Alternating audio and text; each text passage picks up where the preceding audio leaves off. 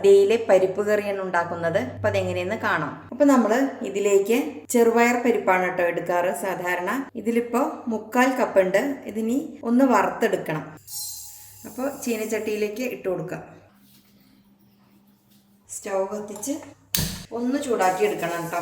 ഇത് നമ്മൾ പായസത്തേക്ക് എടുക്കുന്ന പോലെ വറുക്കണ്ട കേട്ടോ. അത്രയ്ക്ക് തന്നെ വറവ് വേണ്ട, ചെറുതായിട്ടൊന്ന് വറുത്തെടുത്താൽ മതി. നല്ല ടേസ്റ്റ് ഉള്ളൊരു കറിയാട്ടോ ഈ പരിപ്പ് കറി. നമ്മുടെ ഇവിടങ്ങളിലോട്ടൊന്നും ഈ ഒരു പരിപ്പ് കറി അല്ല ഉണ്ടാവാറ്. സാധാരണ വെറുതെ പരിപ്പ് വേവിച്ചിട്ട് അതിൽ നെയ്യ് ഒഴിക്കുകയാണ് സദ്യയിൽ ചെയ്യാറ്. പക്ഷെ എറണാകുളം തൊട്ട് അവിടുന്ന് അങ്ങ് തെക്കോട്ട് സദ്യയില് ഈ പരിപ്പ് കറി ഉണ്ടാവാറുണ്ട് കേട്ടോ. നമ്മുടെ ഇവിടങ്ങളിലൊന്നും ഇതില്ല. അവരെങ്ങനെയെന്ന് വെച്ചാൽ ആദ്യം ഈ പരിപ്പ് കറി കുറച്ച് ചോറിലൊഴിച്ച് കഴിക്കും, പിന്നെ സാമ്പാർ കുറച്ച് ചോറിലൊഴിച്ച് കഴിക്കും, അത് കഴിഞ്ഞിട്ട് പുളിശ്ശേരി ഒഴിച്ചിട്ട് കുറച്ച് ചോറ് കഴിക്കും, അത് കഴിഞ്ഞിട്ടാണ് രസം വരിക, പിന്നെ പായസം, പിന്നെ അത് കഴിഞ്ഞ് തൈര് കൂട്ടിയിട്ട് ചോറുണ്ട്, തൈരോ മോരോ. അങ്ങനെയൊക്കെയാണ് ശരിക്കും സദ്യ കഴിക്കേണ്ടത്. ശരിക്കും അങ്ങനെയാണ് കഴിക്കേണ്ടത്. നമ്മുടെ ഇവിടങ്ങളിലോട്ടൊന്നും അങ്ങനെയല്ല കേട്ടോ. ആദ്യം സാമ്പാർ, പിന്നെ രസം, തൈര് അല്ലെങ്കിൽ മോര്, അങ്ങനെയാണ് നമ്മുടെ ഇവിടങ്ങളിലോട്ടൊക്കെ വിളമ്പാറ്. പക്ഷെ ഈ പരിപ്പ് കറിക്ക് ഭയങ്കര ടേസ്റ്റ് ആട്ടോ. അപ്പൊ നമ്മുടെ ഇലയിൽ ഇത്തവണ ഇതുപോലൊരു പരിപ്പ് കറി ഉണ്ടാക്കണം. ഇത് കുറച്ച് ലൂസ് കൺസിസ്റ്റൻസിയിലാണ് ഉണ്ടാകാറ് കേട്ടോ.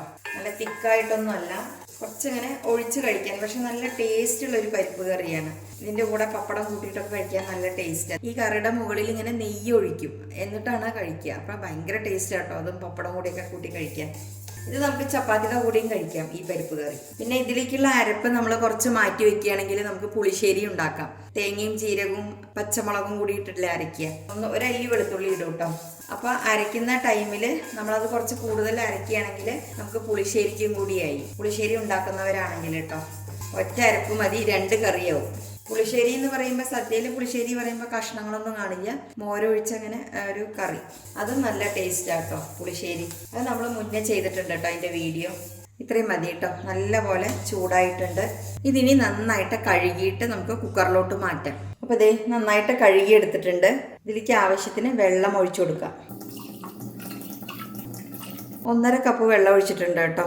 ഇനി നമുക്ക് ഇതിലോട്ട് കുറച്ച് മഞ്ഞൾപ്പൊടി ചേർക്കണം. 1/4 ടീസ്പൂൺ മഞ്ഞൾപ്പൊടി ചേർത്ത് കൊടുക്കാം. കുറച്ച് ഉപ്പ് കൂടെ ചേർത്തിട്ട് വേവിച്ചെടുക്കാം. ഇനി നമുക്ക് സ്റ്റൗ കത്തിച്ച് ഒരു 4-5 വിസിൽ വരെ നമുക്ക് വേവിച്ചെടുക്കാം കേട്ടോ. അപ്പോൾ ഇതിരുന്ന് വേവട്ടെ. ഇനി നമുക്ക് അരപ്പ് നോക്കാം. അരപ്പിലേക്കായിട്ട് 1/2 കപ്പ് തേങ്ങ ചിരവിയത്, 1/4 ടീസ്പൂൺ ചെറിയ ജീരകം, സാധാ ജീരകം ഉണ്ടല്ലോ, ക്യുമിൻ സീഡ്സ്, ഒരു 3-4 അല്ലി വെളുത്തുള്ളി, 2 പച്ചമുളക്. എരിവൊന്നും അധികം വേണ്ട, സദ്യയിലെ വിഭവമല്ലേ, അപ്പോൾ എരിവൊന്നും അധികം വേണ്ട കേട്ടോ. അതല്ല ചപ്പാത്തിക്കൊക്കെ ഉണ്ടാക്കുകയാണെങ്കിൽ പാകത്തിന് എരിവ് ചേർക്കാം. ഇനി ഇതിലേക്ക് അരയ്ക്കാൻ ആവശ്യമായ വെള്ളം ഒഴിച്ചു കൊടുക്കാം. 1/2 കപ്പ് ഒഴിച്ചിട്ടുണ്ട് കേട്ടോ. നന്നായിട്ട് ഫൈനായിട്ട് അരച്ചെടുക്കാം. അപ്പോൾ ദേ നല്ല ഫൈനായിട്ട് അരച്ചെടുത്തിട്ടുണ്ട്. ഇനി നമുക്കിത് പരിപ്പിലോട്ട് ചേർക്കാം. പരിപ്പ് ഇതേ കറക്റ്റ് പാകത്തിന് വെന്തിട്ടുണ്ട്. ഇതിനി ഒന്ന് ഉടച്ചെടുക്കാം. ഇത്രയും മതി. സ്റ്റൗ കത്തിക്കാം കേട്ടോ. അപ്പോൾ ഇതേ തേങ്ങയുടെ അരപ്പിലോട്ട് 1 കപ്പ് വെള്ളം ഞാൻ ചേർത്തിട്ടുണ്ട്. കാരണം നമ്മുടെ പരിപ്പിൽ തീരെ വെള്ളമില്ലല്ലോ, അപ്പോൾ കുറച്ച് ലൂസായിരിക്കണ്ടേ. അപ്പം അതിനനുസരിച്ചിട്ട് വെള്ളം ചേർത്തിട്ടുണ്ട് കേട്ടോ, 1 കപ്പ്. ഇനി നന്നായിട്ടൊന്ന് ഇളക്കി കൊടുക്കാം. വെള്ളം പോരാ തോന്നുകയാണെങ്കിൽ ആഡ് ചെയ്യാവുന്നതേ ഉള്ളൂ കേട്ടോ. ഇത് പരിപ്പായത് കാരണേ പെട്ടെന്ന് തിക്കാവും. പക്ഷെ ഇത് സദ്യയിൽ ഇതുപോലെ നമ്മളിങ്ങനെ ഒഴിച്ച് കഴിക്കുന്ന ഒരു കറി തന്നെയാണ് കേട്ടോ. ഉപ്പൊക്കെ പാകമാണോ നോക്കാം. കുറച്ച് കുറവുണ്ട്. എനിക്കിപ്പോൾ തോന്നുക ശരിക്കും 1 പച്ചമുളക് തന്നെ ധാരാളമാണ് കേട്ടോ. ഇതിപ്പോൾ അത്യാവശ്യം എരിവുണ്ട്. ഒട്ടും എരിവൊന്നും പാടില്ല സദ്യയിലെ വിഭവമാകുമ്പോഴേ, അതല്ലെങ്കിൽ കുഴപ്പമില്ല. ഇനി 1 തിള വരട്ടെ കേട്ടോ. ഇത്തിരി തിളച്ചിങ്ങനെ പതയൊന്നും വേണ്ട. 1 തിള വരുന്ന നമുക്ക് ഗ്യാസ് ഓഫ് ചെയ്യാം. പരിപ്പ് നല്ലോണം ഉടച്ചിട്ട് വേണം കേട്ടോ തേങ്ങ ചേർക്കാനായിട്ട്. അപ്പോൾ ദേ ഈ ഒരു കൺസിസ്റ്റൻസിയിലാണ് ഉണ്ടാവുക, കണ്ടില്ലേ? ഇതുപോലെ വേണം എടുക്കാനായിട്ട്. ഇനി കുറച്ചുകൂടി വെള്ളം വേണമെങ്കിൽ ആഡ് ചെയ്യാം കേട്ടോ. അത് ഇരിക്കും തോറും തിക്കായിട്ട് വരും. അപ്പം അതിനനുസരിച്ചിട്ട് വെള്ളം ചേർത്തിട്ട് വേണം കേട്ടോ അത് റെഡിയാക്കാനായിട്ട്. അപ്പോൾ ഇതേ ചെറുതായിട്ടൊന്ന് തിള വന്ന് തുടങ്ങി. അപ്പോൾ ഇതേ 1 തിള വന്ന് കഴിഞ്ഞു കേട്ടോ. ഒന്ന് തിളയ്ക്കണം, എന്നാൽ ആ ജീരകത്തിൻ്റെയും വെളുത്തുള്ളിയുടെയൊക്കെ ടേസ്റ്റ് ഇതിലേക്ക് ഇറങ്ങുള്ളൂ. ഒന്ന് തിളയ്ക്കണം, എന്നാൽ ഒത്തിരി തിളച്ച് മറിയുകയോ വേണ്ട. അപ്പോൾ ഇത് കറക്റ്റ് കേട്ടോ. ഇനി ഗ്യാസ് ഓഫ് ചെയ്യാം. ഏറ്റവും ലാസ്റ്റ് നമുക്ക് ഇതിലോട്ട് കുറച്ച് നെയ്യ് ഒഴിച്ചു കൊടുക്കണം.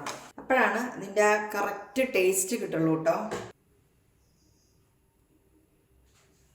ഇനി ഇതേ ഒരു തണ്ട് കറിവേപ്പില ഈ തണ്ടോടുകൂടി തന്നെ ഞാൻ ഇട്ട് കൊടുക്കുക കേട്ടോ.